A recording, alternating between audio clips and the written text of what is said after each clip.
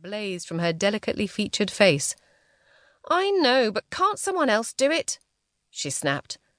The delicate part was misleading. The pixie-like girl was the laziest person Romy knew. Ilara must be what humans were like 150 years ago. Ironic, considering the space soldier's genetic engineering was supposed to eliminate faults such as fear, idleness, and curiosity. Somehow the scientists must have screwed it up in Ilara's case, because she possessed laziness in copious amounts. Thrym glanced Romy's way, his blue eyes dancing from beneath his professional mask. If Romy didn't know to look, his amusement would have passed unseen. "ETA for the first of it to arrive is 34 minutes. We need to move," he said. "I'll alert Deimos and Phobos," Romy replied. She lifted her wristwatch and pushed the square button on the side 3 times. Scrolling through the locations stored on the device, Romy selected Earth Dock to send an urgent alert to the entire team to gather there. Ilara and Thrym silenced their own beeping devices without looking. Wordlessly, the 3 began preparations. Romy tied back her chin-length white blonde hair as best as she could, though it was almost certain the fine strands would escape within minutes. She reached for her spandex suit next. Each space soldier was trained to get the orange spandex ventilation garments on in 65 seconds. Ilara took 3 minutes on average. According to Deimos, her fastest time was 153 seconds. The entrance to their tight quarters swept upwards at their approach, and the trio began to move at a fast clip down the clinical white pressurized hallways of their home, Orbito 1. There were 8 Orbitos in total, each identical, each containing 500 active life forms, and each equipped for efficient space survival. Clothing came vacuumed sealed, the food dehydrated. You remained clean. You remained healthy. You did not waste resources.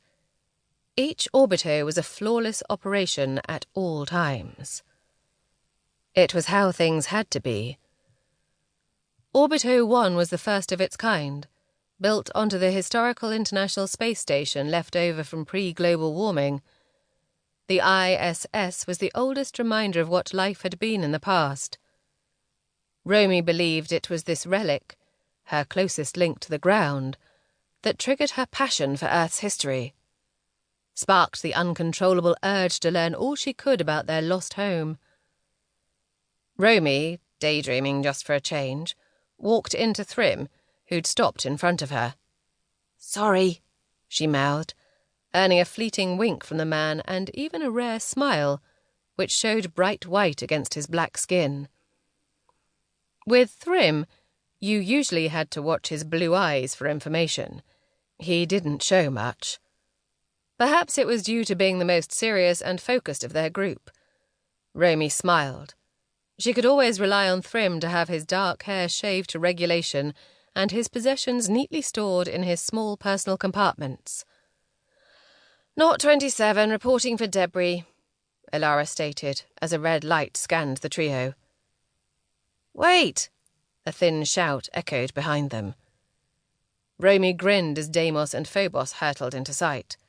Running was strictly prohibited, everywhere, at all times. Not that it ever stopped the twins.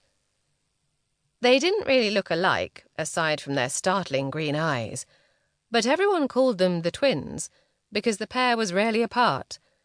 Their wavy, shoulder-length hair reminded Romy of pictures of the surfers she'd read about, from a time when humans would stand up on streamlined boards in the ocean for fun.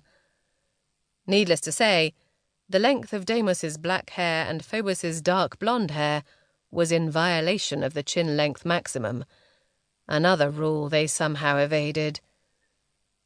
All space soldiers were attractive, a vanity of the Orbitos creators, but the twins were drop-dead gorgeous.